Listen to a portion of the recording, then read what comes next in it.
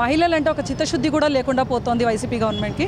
రాజధాని కోసం వాళ్ళ రాజధాని తమ పంటలను కూడా లెక్క చేయకుండా రాజధాని నిర్మాణం కోసం రైతులు ఏవైతే స్వచ్ఛందంగా వాళ్ళ స్థలాలను ఇచ్చారో అలాంటి రైతుల్ని అంటే తల్లుల్ని ఈరోజు వేశ్యలుగా మాట్లాడారంటే ఆ సాక్షి జర్నలిస్ట్ అంటే ప్రతి ఒక్కరికి కూడా ఒక నమ్మకం.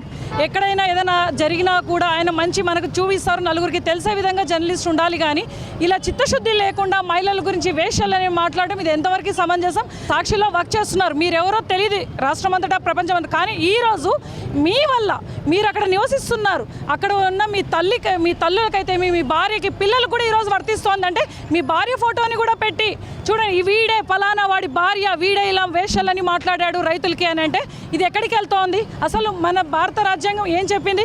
ఇలానా ఒక డెమోక్రటిక్ కంట్రీ అంటే ఇలా రైతుల గురించి తల్లుల గురించి ఇలా మాట్లాడుతున్నారు.